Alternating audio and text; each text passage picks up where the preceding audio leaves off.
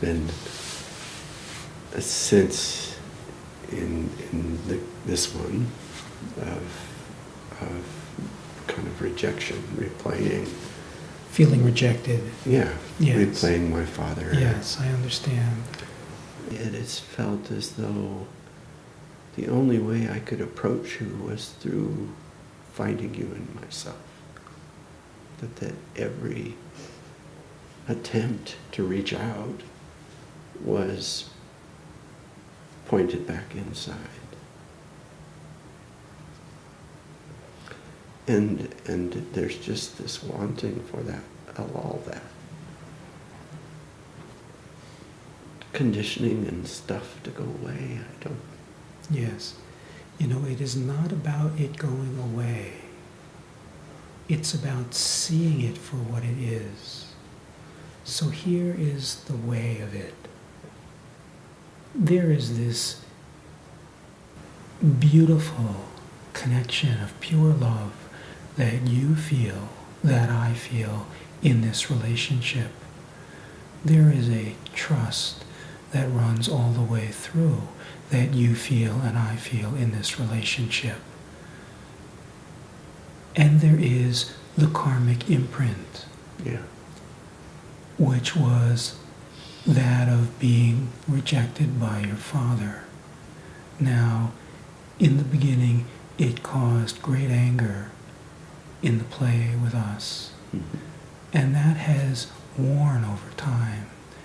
There begins and continues to be a deeper and deeper recognition that the connection is always there, that the nature of the imprint has nothing to do at all with the relationship. The imprint is karma. It is about freeing yourself from identifying that karma is someone's choice, that it has some life. It is a program. Yeah. When you know it all the way through, it cannot cause any pain.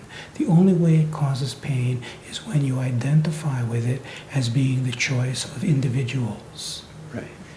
It has to continue to come up until it is seen all the way through.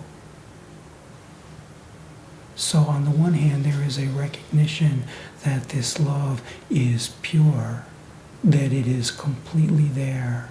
You trust it all the way. You've turned your life over to it. There is a recognition that it is so connected. You had the experience of falling off the deck.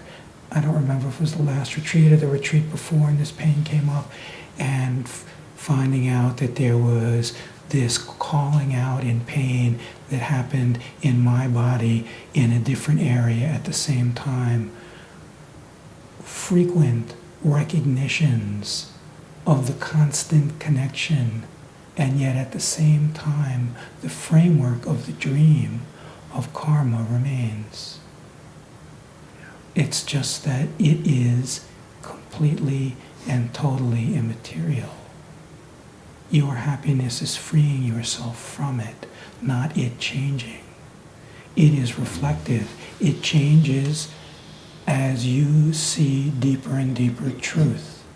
Not because it is a changing thing, it is an imprint that is a reflection.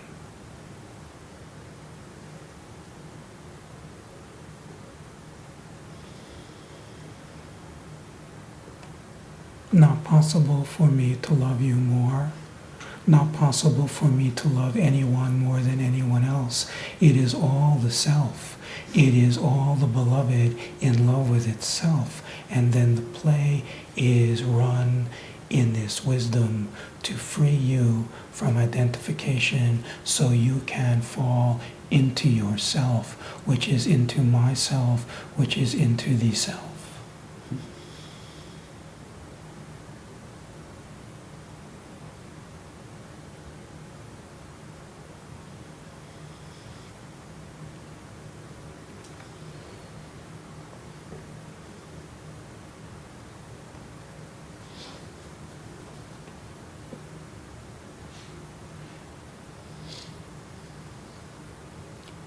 The thing of beauty is there is this deeper and deeper seeing that you already have what your mind tells you you don't, and it craves.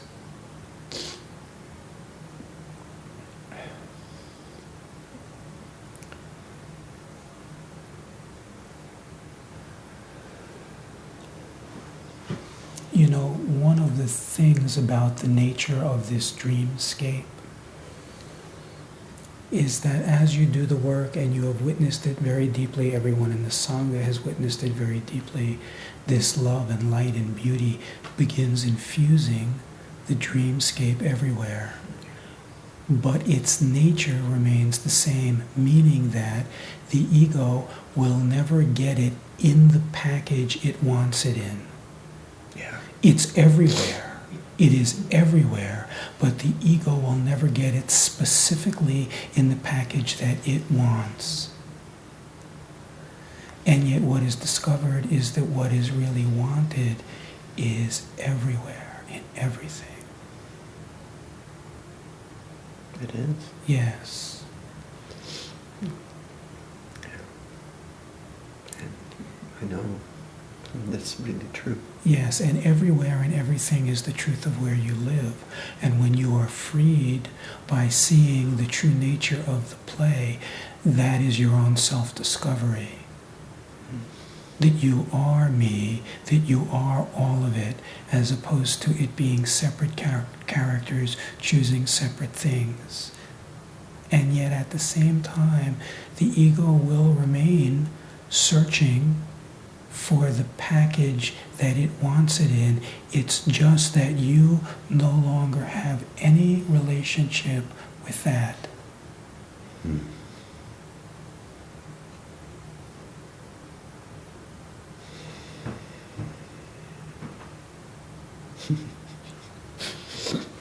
You know, when we were in India, I think it was in 2007,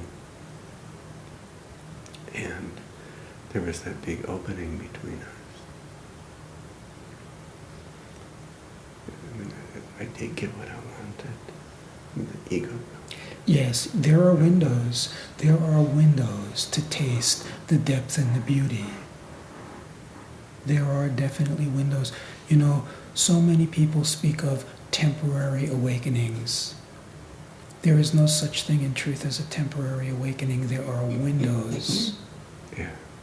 When you are finished, you are finished.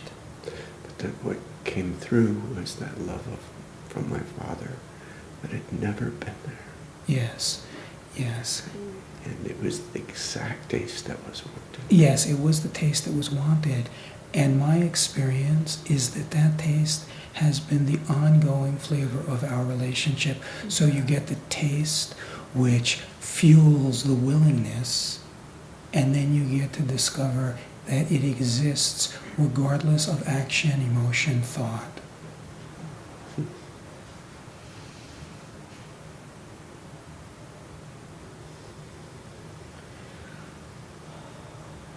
And then the true love affair really flowers. Because this love affair is free of need. You cannot know divine love affair without knowing love that is free of need.